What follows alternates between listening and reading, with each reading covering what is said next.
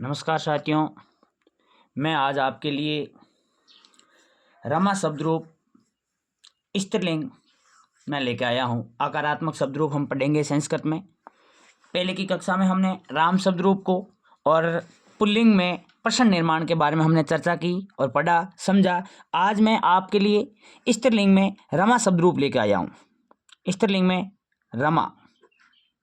रमा शब्द रूप, ये जो रमा शब्द रूप है वो स्त्रीलिंग है और आकारात्मक है। आकारात्मक शब्द रूप है और स्त्रीलिंग है। ध्यान रखना, इसी शब्द रूप के आधार पर हम स्त्रीलिंग में प्रश्न निर्माण के बारे में भी चर्चा करेंगे, पढ़ेंगे, समझेंगे, ताकि हमारा कोई भी संस्कृत में प्रश्न निर्माण से संबंधित और शब्द रूप है उससे संबंधित कोई भी किसी भी प्रकार का कोई डाउट नहीं रहे, प्रश्न गलत नहीं होगा। तो अब हम देखते हैं, हमने पूर्व की कक्षा में देखा कि 7 विभक्तियाँ होती है, तो 7 विभक्तियों को मैंने यहाँ लिख देता हूँ समय ज़्यादा खराब नहीं करते हुए।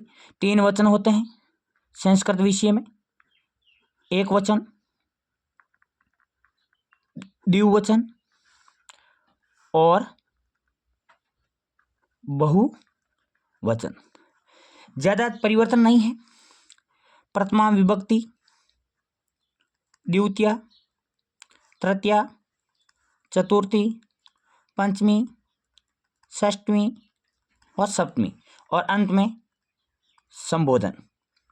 ध्यान रखना, रमा शब्द रूप है जो प्रथम विभक्ति में एक वचन में विसर्ग नहीं होता है। रमा है वैसा का वैसा। आकारात्मक स्त्रीलिंग में रमा, फिर होता है द्विवचन में रमे, और यहाँ होगा पुनः बहुवचन में रमा विसर्ग के साथ। द्वितीय विभक्ति में मैं जुड़ेगा, रमा में, राम के साथ भी मैं ही जुड़ा था, ध्यान रखना।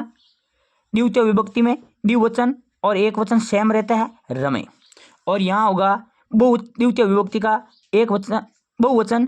प्रथमा और द्वितीय विभक्ति में बहुवचन दोनों में समान रहता है, यानी कि द्विवचन और बहुवचन प्रथमा और द्वितीय में समान रहेगा, और एक वचन है वो पहले में रमा और बाद में रमाम होगा।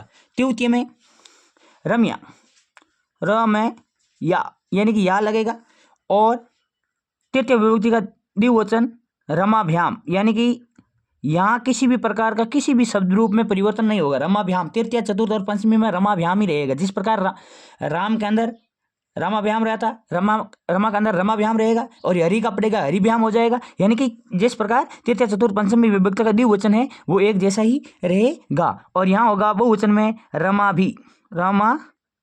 भी। चतुर्थ विभक्ति में होगा रमा ये, और यहाँ द्विवचन रमा भयाम, और यहाँ होगा रमा भय। ध्यान रखना, राम शब्द रूप में भी भय लगा था और यहाँ भी भय लगा था, अर्थात चतुर्थ और पंचमी विभक्ति बहुवचन में भी समान होगी। इसके बाद में आएगा यहाँ पंचमी विभक्ति रमा या। ध्यान रखना, विसर्ग यहाँ रहेंगे विसर्ग, और इसके बाद में रमाभ्याम,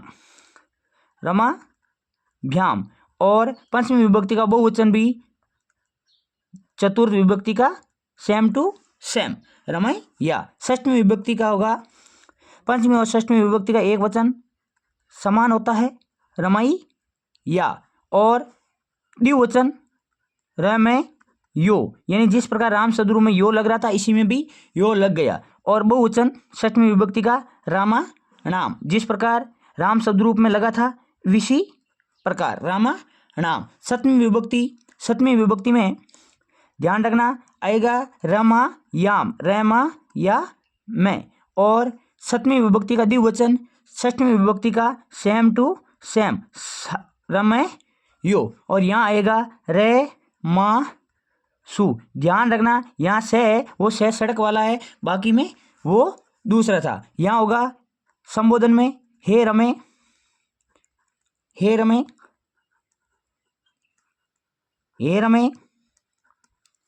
और हे